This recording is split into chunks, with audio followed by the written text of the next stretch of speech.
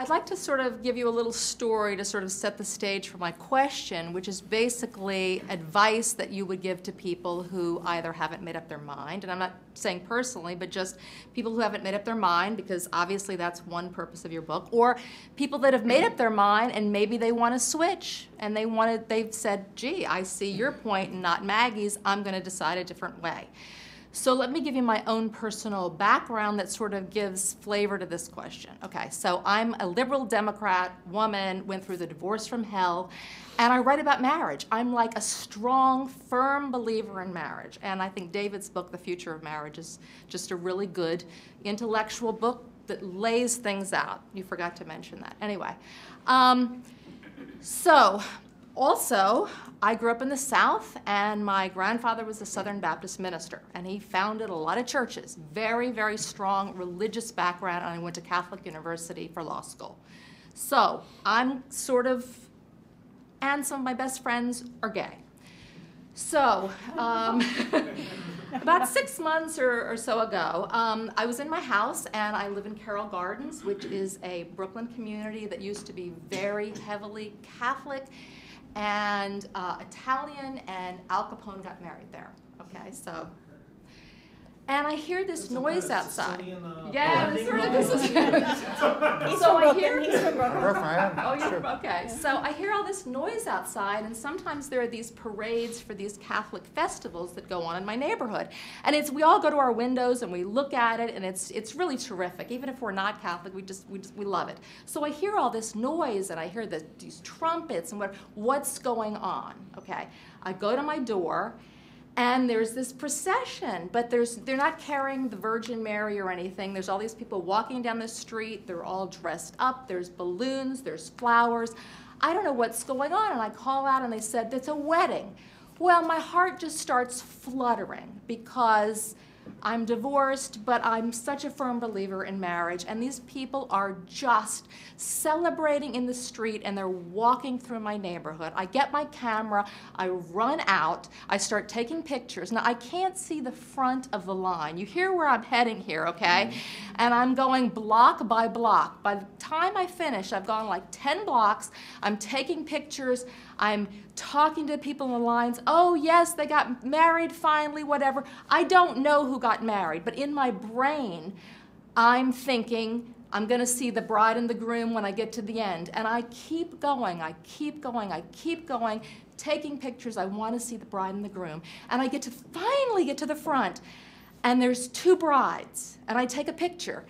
And my heart kind of stops because my head and my heart are in different places, okay? Only because of my traditional upbringing, my own personal experiences, but also my beliefs in love and compassion and joy and everything else.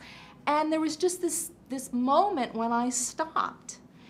And so I would just say to you, what would you say to someone who is having a conflict, who is saying, you know, in my head, I understand what you're saying, Maggie. I understand what you're saying, John, from my head. I understand from my heart what each of you are saying. And in a way, I think somehow this solution has to be the head and the heart coming together in some way to find something that really works for everyone. Because I think this country is so divided, and it's so scary and so sad. What would you say? I would say, yes. Yes. I mean, that kind of tension and experience, I went through that. The first time I went to a same-sex wedding, there was something a bit weird about that, because it's like, what's it, two guys? What is it? And it was kind of like the first time a friend of mine, I grew up Catholic, a friend of mine took me to an Episcopal church once for Mass, for service, and the music is playing, I turn around, the priest is walking up, dressed just like a Catholic priest, but it's a woman. Oh my, there was something weird about that because it wasn't what I was used to, wasn't what I was accustomed to.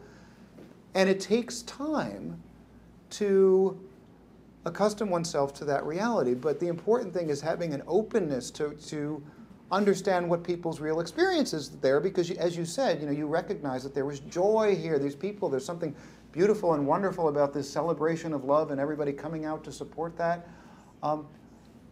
So I would say be patient with yourself as you try to reconcile your head and your heart, because it's a process all of us have to go through.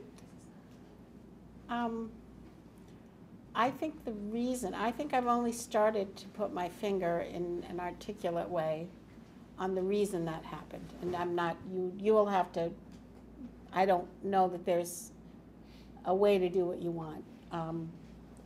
But it's the same thing that I had when I read and I reread that phrase. Yeah.